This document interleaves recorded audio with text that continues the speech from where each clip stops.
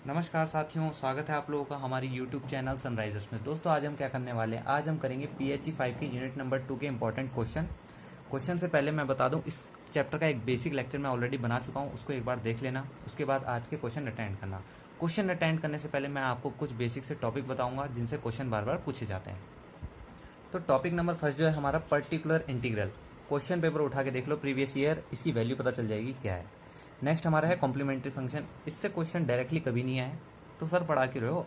अरे भैया, general solution आपने सुना होगा, अगर नहीं सुना तो वो भी प्रीवियस ईयर उठा के देख लो। जनरल सॉल्यूशन पे क्वेश्चन बेस देता ही देता है। तो जनरल सॉल्यूशन तभी कर सकते हो जब ये दोनों टॉपिक आते हों। ये तो मैंने बता दिया कि पढ़ना ही है, और ये भी पढ़ना पड़ेगा ताकि जनरल सॉल्यूशन वाले क्वेश्चंस को अटेंड कर सको। क्योंकि जनरल सॉल्यूशन जब आप निकालते हो तो उसके लिए पीआई और सीएफ चाहिए होता है, जिसका मतलब है पर्टिकुलर इंटीग्रल और कॉम्प्लीमेंट्री फंक्शन। तो कैसे क्वेश्चन आते हैं, टाइप नंबर फर्स्ट देखते हैं। टाइप नंबर फर्स्ट देखो साथियों जरा, obtain the general solution of ordinary differential equation. आपको एक इक्वेशन दे रखी है y double dash minus 2y dash plus 3y equals to x square. ये y आप अपनी तरफ से ऐड भी कर सकते हो, कोई दिक्कत वाली बात नहीं है। बस एक बात ध्यान रखना कि जो आपको right hand side left hand side में दिया गया होगा उसके ब्रैकेट के बाहर ऐड करना है, ठीक है। ऐसा नहीं कि आपने किसी किसी में ऐड कर दिया। जो पूरा है उसको ऐसे ऐड करना है, उसके बाद बाहर y ऐड कर सकते हो, कोई दिक्कत वाली बात है नहीं। अच्छा, ये है क्वेश्चन नंबर फर्स्ट। जब इक्वल टू में अगर आपको कोई इक्वेशन दी गई है और इक्वल टू में कोई x का टर्म है, हो सकता है एक्स स्क्वायर हो या x cube plus x square plus x हो, कुछ भी हो सकता है, लेकिन x ही होना चाहिए। तब कैसे करेंगे, तो देखो CF कैसे निकाला जाता है मैं अपने लेक्चर में बता चुका हूँ, जो इसका मैंने बनाया है। यहाँ पे हम शॉर्ट में कवर करेंगे इजीली। जो CF का फॉर्मूला होता है वो ये होता है, आपको सिर्फ m1 और m2 की वैल्यू रखनी पड़ती है e की पावर x की जगह। तो CF हमारा बेसिकली आ गया है, ठीक है। क्वाड्रेटिक इक्वेशन की तरह कन्वर्ट करना पड़ता है, उसके बाद m की वैल्यूज आती है, ठीक है। बात करेंगे PI की। PI इंपॉर्टेंट है। PI के लिए क्या करना पड़ता है जरा ध्यान से देखना। यहाँ पर मैंने कुछ लिखा है, ये हो गई आपकी सिंबॉलिक फॉर्म। FD का मतलब होता है सिंबॉलिक फॉर्म, और ये बाहर है y, और ये इक्वल्स टू में कुछ भी हो सकता है। जरा ध्यान से देखो, ये और ये थोड़े मिलते जुलते हैं, बिल्कुल हैं। पर्टिकुलर इंटीग्रल निकालने के लिए आपको y यहीं छोड़ना पड़ता है, बाकी का जो टर्म है उसको भेजना पड़ता है इस वाले टर्म के नीचे।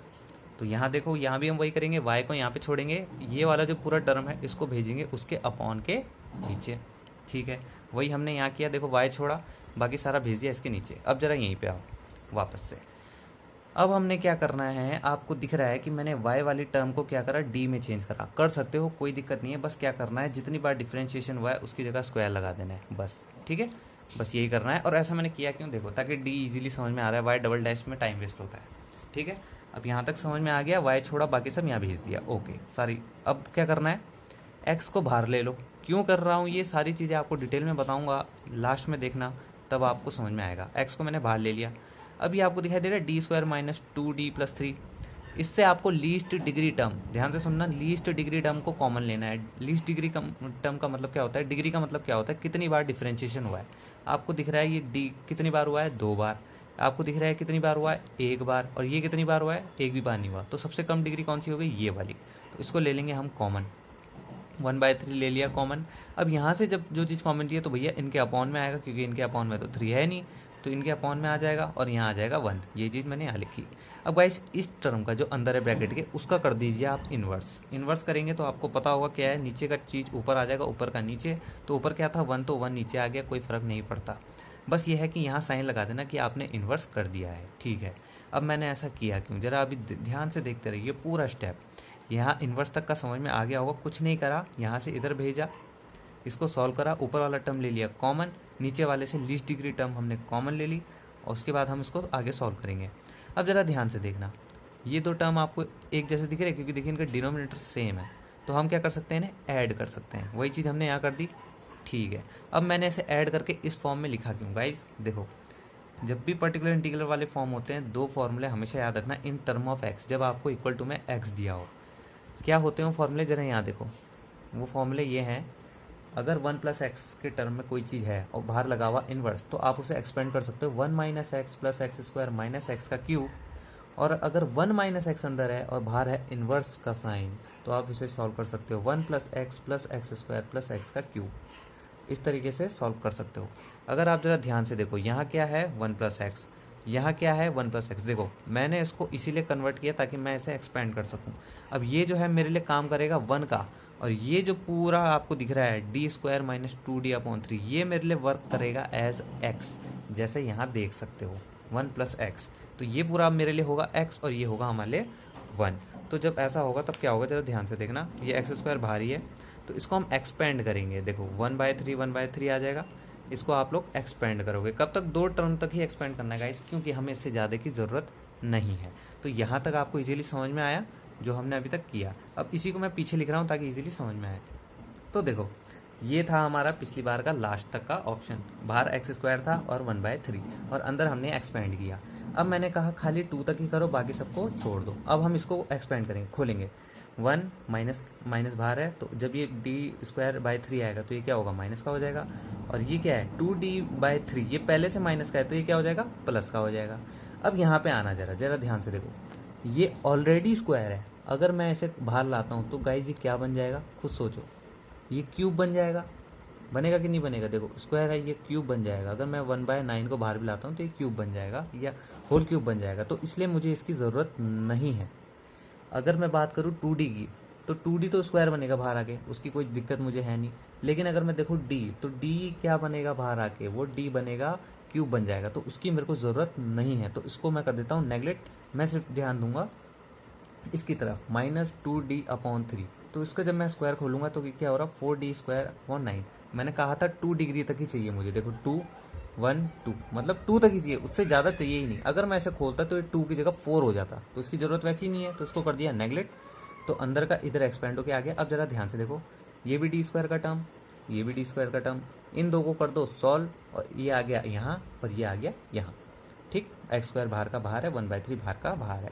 अब क्या करा हमने, इसको सॉल्व करा। अब ये d क्या था दोस्तों, ये d था डिफरेंशिएशन।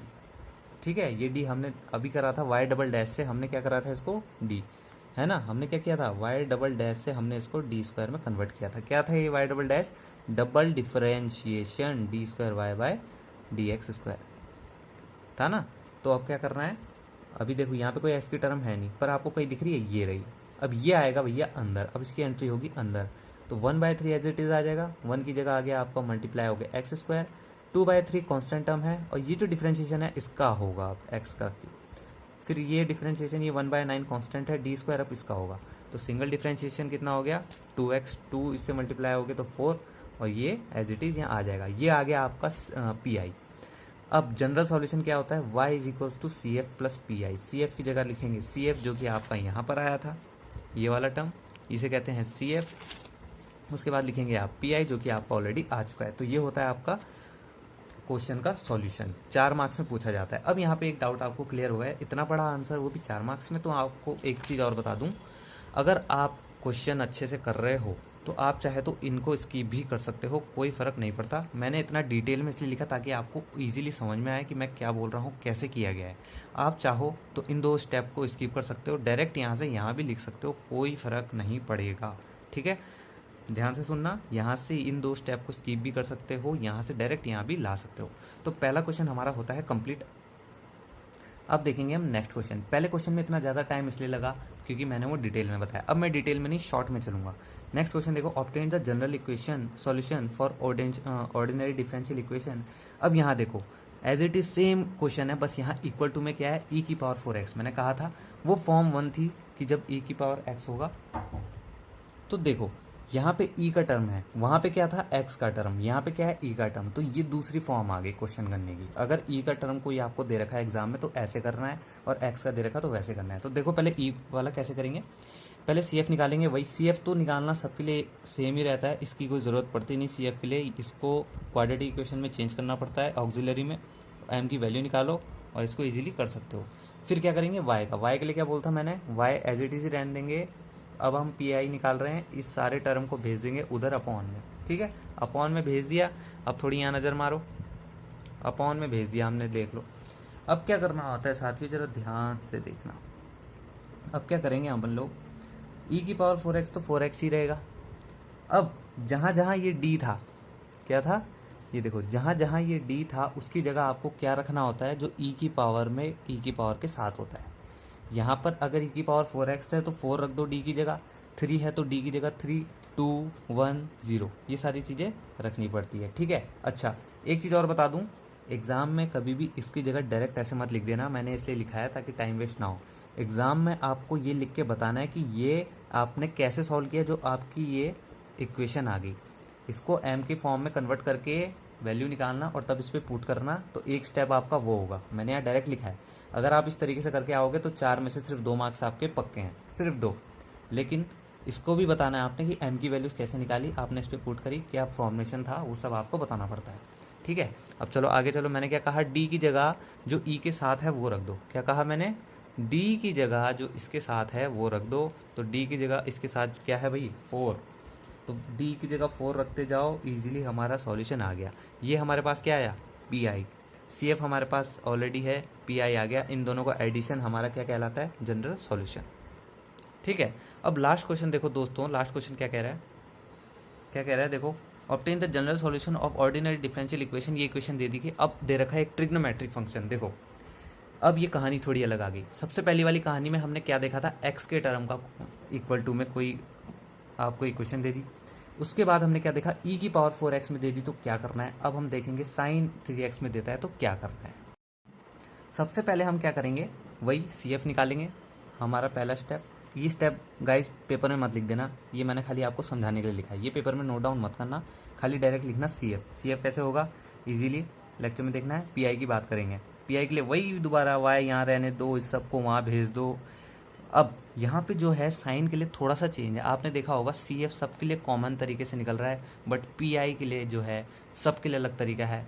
एक्स के लिए अलग तरीका था, वाई के लिए अलग तरीका है। और एक चीज़ और मैं आपको बता दूं, करना क्या होता है, जरा यहाँ पे देखो, जब भी कोई ट्रिग्नोमेट्रिक फंक्शन आपको इक्वल टू में दे रखा है, जिसके बारे में हम अभी बात करेंगे, तो उसका क्या होता है, साइन ए, जहाँ जहाँ पर डी स्क्वायर है वहाँ पे ए लगाना पड़ता है और उसके बाहर माइनस का साइन। क्या है इसका मतलब, अब जरा ध्यान से समझो, देखो जरा यहाँ ध्यान से। यहाँ पे हमें क्या है, ट्रिग्नोमेट्रिक फंक्शन, पी आई कैसे निकालेंगे, वाई रहेगा, इसको इधर भेज देंगे और ये इक्वेशन यहाँ नीचे आ जाएगी। फिर क्या करना है, मैंने क्या कहा, डी की जगह रख दो ये वाला, ये दिख रहा है आपको, यहाँ 3 अगर 4 5 कुछ भी होता तो ये आएगा डी की जगह, लेकिन सिर्फ वहीं जहाँ पे डी स्क्वायर हो।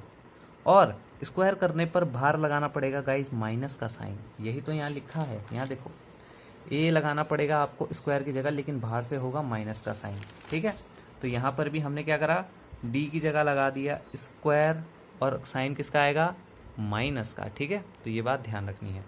तो ये छोटे छोटे कन्फ्यूजन से बहुत टॉपिक होते हैं।